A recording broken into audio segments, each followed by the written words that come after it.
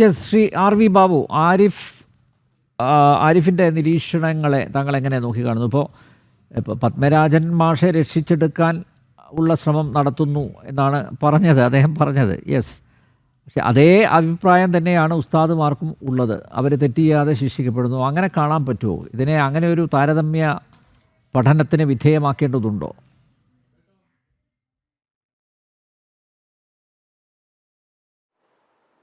നോക്കൂ, ഓരോ കേസും വ്യത്യസ്തമാണ്. കേസിൻ്റെ സ്വഭാവം അനുസരിച്ച് വ്യത്യസ്തമാണ്.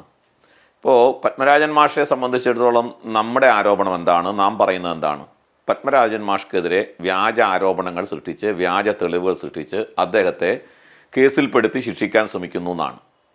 ആ രീതിയിലാണ് ഒരു മദ്രസയിലെ വിദ്യാർത്ഥിയുടെ രക്ഷകർത്താവ് തൻ്റെ മകളെ ഉപയോഗിച്ചുകൊണ്ട് ഒരു ഉസ്താദിനെതിരെ വ്യാജ തെളിവുകൾ ഉണ്ടാക്കി, വ്യാജ ആരോപണങ്ങൾ ഉന്നയിച്ച് ആ ഉസ്താദിനെ ശിക്ഷിക്കാൻ ശ്രമിക്കുന്നു എന്നുണ്ടെങ്കിൽ നമുക്ക് ആ കാര്യത്തിൽ അതിനെ പിന്തുണയ്ക്കാൻ പറ്റില്ല. ഉസ്താദ് ആയതുകൊണ്ട് അയാൾക്കെതിരെ വ്യാജ തെളിവുണ്ടാക്കി അയാളെ പോക്സോ കേസിൽപ്പെടുത്തി അകത്തിടണം എന്നൊരു അഭിപ്രായമൊന്നും എനിക്കില്ല. അതിന് വ്യക്തമായ തെളിവുണ്ടാവണം. ആ തെളിവ് വസ്തുതയായിരിക്കണം. മറിച്ച് ഒരു രാഷ്ട്രീയ വിരോധത്തിൻ്റെ അടിസ്ഥാനത്തിൽ വ്യക്തമായിട്ടുള്ള ഒരു ഉദ്ദേശത്തോടു കൂടിയിട്ട് ഈ അധ്യാപകനെതിരെ പകപോക്കണം എന്നുള്ള ഉദ്ദേശത്തോടു കൂടിയിട്ട് ചെയ്യുന്ന പോലെ അവിടെ ഉസ്താദിനെതിരെ പകപോക്കാനുള്ള ഉദ്ദേശത്തോടു കൂടി ഒരു രക്ഷകർത്താവ് ചെയ്താൽ അതിനെ പിന്തുണയ്ക്കാനാവില്ല. അതിൽ യാതൊരു സംശയമില്ല. ഇവിടെ എന്താണ് നമ്മൾ പറയാൻ കാരണം? ഇവിടെ ഈ പത്മരാജൻ എന്ന അധ്യാപകൻ, അദ്ദേഹം BJPയുടെ പ്രവർത്തകനാണ്. അദ്ദേഹം CAA പ്രക്ഷോഭത്തിന് എതിരായി നിലകൊണ്ട ആളാണ്. പൗരത്വ നിയമത്തെ പിന്തുണച്ചയാളാണ്. അതിൻ്റെ പേരിൽ അദ്ദേഹം ഇട്ട ഫേസ്ബുക്കിനെതിരായിട്ട് വ്യാപകമായ പ്രതിഷേധങ്ങൾ സ്കൂളിലടക്കം ഉണ്ടായി. ആ അധ്യാപകനെ പുറത്താക്കണമെന്ന് ആവശ്യം ഉയർന്നു. ആ അധ്യാപകനെ പഠിപ്പിക്കുന്നിടത്തോളം തങ്ങളുടെ പിള്ളേരെ അവിടേക്ക് വിടില്ല എന്ന് രക്ഷകർത്താക്കൾ ഒരു വിഭാഗം നിലപാടെടുത്തു. ഈ കാര്യങ്ങളൊക്കെ നമ്മൾ അതിൻ്റെ മുന്നോടിയായിട്ടുണ്ട്. അപ്പോൾ അതുകൊണ്ട് പറഞ്ഞ് ഓരോ കേസിനും ഓരോ വ്യത്യസ്തതയുണ്ട്. ഇപ്പം ഇവിടെ തന്നെ നോക്കൂ, ഞാൻ ചില ഉദാഹരണങ്ങൾ പറയാം.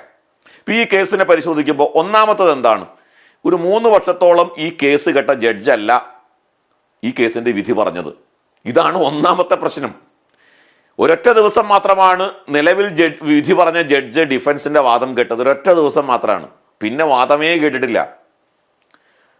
വെറും 2 ദിവസം മുൻപ്, 2 ദിവസത്തിനുള്ളിൽ അതുവരെ വാദം കേട്ട ആള് ട്രാൻസ്ഫർ ചെയ്ത് 2 ദിവസത്തിനുള്ളിൽ കണ്ണൂർ ഫാമിലി കോർട്ടിലെ ജഡ്ജായിട്ടോ മറ്റോ ചാർജ് എടുക്കണം എന്ന് ഉത്തരവിട്ട് 2 ദിവസം കൊണ്ട് ചാർജ് എടുക്കുന്ന ആ ജഡ്ജ് 1 ദിവസം കൊണ്ട് കേസ് കേട്ട് വിധി പറയുന്ന ലോകത്തിൽ അത്യത്ഭുതകരമായ കാര്യമാണ് ഈ പാലത്തായി കേസിൽ നടന്നത് എന്ന് ആദ്യമേ നമ്മൾ മനസ്സിലാക്കണം. രണ്ടാമത്, ശാസ്ത്രീയ തെളിവുകൾ ഒന്നും ഉണ്ടായിട്ടില്ല. ഇവിടെ ഞാൻ ഒരു ഉദാഹരണം പറയാം. പ്രോസിക്യൂട്ടർ ഇടപെട്ട്, അതായത് വാദം അവസാനിച്ച ശേഷവും പ്രോസിക്യൂട്ടർ ഇടപെട്ട് ഈ വിധി പറയുന്നത് ഇങ്ങനെ മാറ്റി ഡേറ്റ് മാറ്റി കൊണ്ടുവരുന്നു. അങ്ങനെ ഒരു കളിയും നടന്നിട്ടുണ്ട് ഇതില്. അതെ, അത് ഈ അടുത്ത ജഡ്ജി വരാൻ വേണ്ടിയിട്ടുള്ള ഒരു ശ്രമമായിട്ട് വേണം അതിനെ കാണാൻ. അടുത്ത ജഡ്ജിനെ കൊണ്ടുവരാനുള്ള ശ്രമമായിട്ടും അടുത്ത ജഡ്ജി വരാനായിട്ടുള്ള ഒരു ശ്രമമായിട്ട് വേണം കാണാൻ. അതൊരു കാര്യം. ഞാനിവിടെ പറയുന്നത്, ഈ വാദം നടന്ന സമയത്ത് ഈ ശാസ്ത്രീയ തെളിവുകളെ സംബന്ധിച്ചുള്ള ഡിഫൻസിന്റെ വാദങ്ങൾ ഉണ്ടായിരുന്നല്ലോ.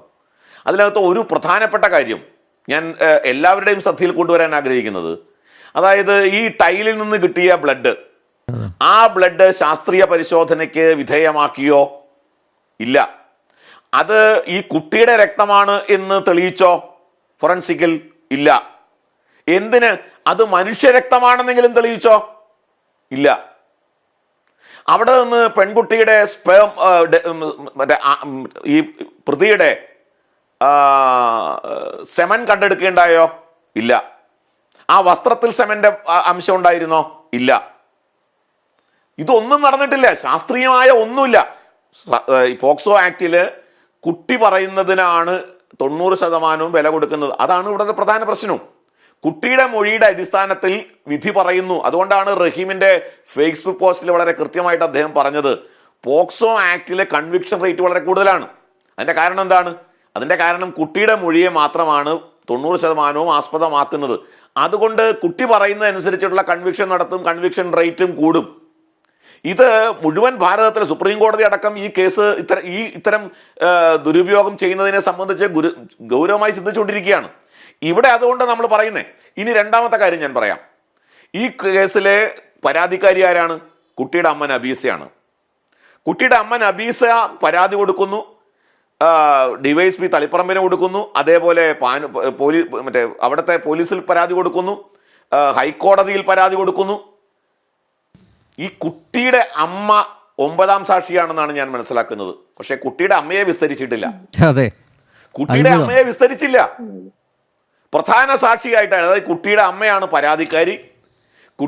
കുട്ടിയുടെ ഹലോ അല്ല, അതാണ് വലിയ അത്ഭുതം. പ്രധാന സാക്ഷിയെ, പരാതി കൊടുത്ത സാക്ഷി ചോദിച്ചിരുന്നോ? അല്ല, പരാതി കൊടുത്ത സാക്ഷിയെ വിചാരണ ചെയ്തില്ല. അത്ഭുതമാണ്. ഞാനത് അപ്പോ നമ്മള് ഒരു കേസിനെ ഞാനിത് പറയാൻ കാരണം ഇത്രയും ഡിസ്പാരിറ്റീസ് ഈ കേസിലുണ്ട് എന്നുള്ളത് മനസ്സിലാക്കി. അതുകൊണ്ടാണ് ഈ കേസ് വിമർശന വിധേയമാകുന്നത്. ഇപ്പോ ഇന്നലത്തെ ഞാൻ ചർച്ചയിൽ പങ്കെടുത്തപ്പോൾ പറഞ്ഞു ഈ രജിസ്റ്ററിൽ തിരുത്തലുകൾ വരുത്തിയെന്ന്. ഞാൻ അന്വേഷിച്ചപ്പോൾ എനിക്ക് മനസ്സിലായത് FIR രജിസ്റ്റർ ചെയ്ത ആ ദിവസം, അതിന്റെ തൊട്ടടുത്ത ദിവസം തന്നെ സ്കൂളിലെ രജിസ്റ്റർ മുഴുവൻ സീസ് ചെയ്തു. സ്കൂളിലെ അറ്റൻഡൻസ് രജിസ്റ്റർ അടക്കം സീസ് ചെയ്തു. പോലീസ് കൊണ്ടുപോയി. എന്നിട്ട് ഇന്നലെ ഞാൻ അതിന് മറുപടി പറയാൻ ഉണ്ടായില്ല. ഇന്നലത്തെ ആ ചർച്ചയിൽ ഞാൻ പങ്കെടുത്ത ചാനലിൽ, കാരണം എനിക്ക് നേരത്തെ പോകേണ്ടി വന്നു. പക്ഷെ ഞാൻ അതിനുശേഷം അത് കേട്ട സമയത്ത് തീർത്തും അവാസ്തവമായ കുറെ വാദങ്ങൾ അതിൽ പറയുകയാണ്. അപ്പൊ ഇതെല്ലാം ആസൂത്രിതമാണ്. അതുകൊണ്ടാണ് ഇപ്പോ അരിഫ് പറഞ്ഞ കാര്യം കൃത്യം, എനിക്ക് അഭിപ്രായ വ്യത്യാസമൊന്നുമില്ല. ഇത്തരം കേസുകൾ നടക്കുന്ന ജെന്യുവിൻ കേസുകളുണ്ട്. പക്ഷെ ഇവിടെ ജെന്യുവിൻ അല്ല എന്നുള്ളത് കൊണ്ടാണ് ഇതിൽ ഒരുപാട് ഡിസ്പാരിറ്റീസ് ഉണ്ട്, കോൺട്രഡിക്ഷൻസ് ഉണ്ട്, ഒരുപാട് രാഷ്ട്രീയ ദുരുദ്ദേശങ്ങളുണ്ട് എന്നത് തിരിച്ചറിഞ്ഞതുകൊണ്ടാണ് ഈ നിരപരാധിയെ രക്ഷിക്കുക എന്ന ദൗത്യം വെച്ചുകൊണ്ട്. കാരണം കുട്ടിയെ ടൂളായിട്ട് ഉപയോഗിക്കുന്നു എന്നുള്ളതിന്റെ തെളിവ് നമ്മുടെ മുമ്പിലുണ്ട്. ആ കുട്ടിയെ ടൂളായിട്ട് ഉപയോഗിച്ചതിന്റെ അതുകൊണ്ടാണ് ഞാൻ ആദ്യത്തെ ചർച്ചയിൽ പറഞ്ഞത്, ഈ കുട്ടിയെ ടൂളായിട്ട് ഉപയോഗിച്ചുകൊണ്ടാണ് പൊയിലൂരിലുള്ള ഒരു വ്യക്തിക്കെതിരെ ഇവർ കേസ് കൊടുത്തത്. ആ കേസിനെ കുറിച്ച് ഇവർ മിണ്ടുന്നുണ്ടോ? ആ കേസ് എന്തേ മിണ്ടാത്തത്? ആ കേസാണ് അബ്ദുൾ റഹ്മാൻ അന്വേഷിച്ചിട്ട് ഇത് പൊളിറ്റിക്കലി മോട്ടിവേറ്റഡ് ആണ്, കമ്മ്യൂണലി മോട്ടിവേറ്റഡ് ആണ് എന്ന് പറഞ്ഞത്. അങ്ങനെ രാഷ്ട്രീയ പ്രേരണയോടെ, വർഗീയ പ്രേരണയോടെ കുട്ടിയെ ഉപയോഗിച്ച് പൊയിലൂരിലുള്ള വ്യക്തിക്കെതിരെ കേസ് കൊടുക്കാമെന്നുണ്ടെങ്കിൽ ഇതേ കുട്ടിയെ ഉപയോഗിച്ചുകൊണ്ട് പത്മരാജനെതിരെ കേസ് ഉണ്ടാക്കിയ ഒരു കേസല്ല, കെട്ടിച്ചമച്ച കേസല്ല എന്നെങ്ങനെ പറയാൻ പറ്റും? അതല്ലേ അതിന്റെ വസ്തുത. ഇത്തരം ഒരുപാട് കോൺട്രഡിക്ഷൻസ്, വസ്തുതാ വിരുദ്ധമായ, പരസ്പര വിരുദ്ധമായ കാര്യങ്ങൾ ഈ കേസിൽ ഉൾപ്പെട്ടത് കൊണ്ടാണ് നാം പത്മരാജന്റെ, കാരണം ഒരുപാട് പോക്സോ കേസുകൾ അതിലൊന്നും നമ്മൾ ആരും വരാറില്ലല്ലോ. ഈ കേസിൽ അങ്ങനെ ഒരു കൃത്യമായിട്ടുള്ള നിരീക്ഷണം നമ്മുടെ മുമ്പിലുണ്ട് എന്നുള്ളത് കൊണ്ടാണ് നമുക്കിത് മുഴുവൻ പറയേണ്ടി വരുന്നത്. അല്ലാതെ ഇതിന്റെ പേരിൽ ഉസ്താദ് മനഃപൂർവ്വം കൊടുക്കുക, ആരെങ്കിലും കേസിൽപ്പെടുത്തുക, അതിനോടൊന്നും നമുക്ക് യോജിപ്പില്ല. പക്ഷെ അങ്ങനെയല്ല എന്നുള്ളതാണ്. ഇപ്പൊ ഞാൻ പറയാം, ഇവിടെ കണ്ണവത്ത് മാനാത്തേരിയിലെ തൻവറുൽ ഇസ്ലാം മദ്രസയില് അബ്ദുൾ റഹ്മാൻ, അബ്ദുൽ നാസർ എന്ന് 2 ഉസ്താദുമാർക്കെതിരെ 21 കുട്ടികളുടെ പരാതിയാണ്. 21 കുട്ടികളുടെ പരാതി. ആ പരാതി മുഴുവൻ തലശ്ശേരി പോക്സോ കോർട്ടില് ഔട്ട് ഓഫ് കോർട്ട് സെറ്റിൽമെന്റ് നടത്തി. കോടതിക്ക് പുറത്തു വെച്ച കുട്ടികളെ കൊണ്ട് കേസ് പിൻവലിപ്പിച്ചു. പരാതിയില്ലെന്ന് പറഞ്ഞു, ഞങ്ങൾ തെറ്റായിട്ട് പറഞ്ഞതാന്ന് പറഞ്ഞു. ആ കേസ് പിൻവലിപ്പിച്ചു. അപ്പോൾ ഇത് അല്ല ഈ പത്മരാജന്റെ കേസ് എന്ന് പറഞ്ഞാൽ. അപ്പൊ അതുകൊണ്ട് ഓരോ കേസിനും ആ കേസിന്റെ സ്വഭാവം അനുസരിച്ച് അതിന്റെ വ്യത്യസ്ത മാനങ്ങളുണ്ട്. അത് നമ്മൾ മനസ്സിലാക്കാതെ ഈ എന്താ പറയാ, ബ്ലൈൻഡായിട്ട് ഒറ്റയടിക്ക് നമുക്ക് അങ്ങനെ പറഞ്ഞിട്ട് അപ്പീൽ കോടതി വരെ കാത്തു നിൽക്കണം എന്ന് പറഞ്ഞാൽ, കോടതിയെ വിമർശിക്കാം, കോടതിയുടെ നിഗമനങ്ങൾ തെറ്റാണെങ്കിൽ അത് പച്ചയ്ക്ക് പറയാം, ഒരു തെറ്റുമില്ല അതിനകത്ത്. അങ്ങനെ ചെയ്യാറുണ്ട്. അതാണ് നമ്മൾ കോടതി തന്നെ വിചാരണയ്ക്ക് വിധേയമാകേണ്ട ഒരു സ്ഥിതിവിശേഷം ഈ കേസിലുണ്ട് എന്നുള്ളത്. ഇപ്പൊ ഇതിനൊന്നും ഇന്നലെ മറുപടി ഉണ്ടായില്ല. ഞാനിത് ഇന്നലെ ഉന്നയിച്ചു, ഇതിനൊന്നും മറുപടിയില്ല. ഇതൊരു പബ്ലിക് ഡിബേറ്റിന് വിധേയമാക്കാൻ ഞങ്ങൾ തയ്യാറാണ്. ഇത് വാദിച്ച പ്രോസിക്യൂട്ടർ വരട്ടെ, എന്തിന് ഇത് വിധി എഴുതിയ ജഡ്ജി തന്നെ വരട്ടെ. ഒരു പബ്ലിക് ഡിബേറ്റിന് നമ്മൾ തയ്യാറാണ്. അതിന് തയ്യാറുണ്ടോ ഈ പറയുന്ന ആളുകൾ? ഈ ഇരയ്ക്ക് വേണ്ടി നിൽക്കുന്ന ആരെങ്കിലും ഈ കേസ് സ്റ്റഡി വെച്ച് ഒരു പബ്ലിക് ഡിബേറ്റിന് തയ്യാറുണ്ടോ? നമ്മൾ തയ്യാറാണ്. കാരണം ഇത് പറയുന്നത് അത്രയും കോൺഫിഡൻസ് ഉള്ളതുകൊണ്ടാ, ഈ കേസിനെ സംബന്ധിച്ച് അത്രയും കോൺഫിഡൻസ് ഉള്ളതുകൊണ്ടാ. അപ്പൊ ഇത് ആസൂത്രിതമാണ്. ഇത്തരം കേസുകൾ നമുക്ക് ഒരു കാരണവശാലും വെച്ചുപുറപ്പിക്കാൻ സാധ്യമല്ല. എന്നുള്ളതാണ്. അതുകൊണ്ട് പത്മരാജൻ മാഷിന്റെ കാര്യത്തിൽ ഒരു വിട്ടുവീഴ്ചയ്ക്കും ഞങ്ങൾ തയ്യാറല്ല.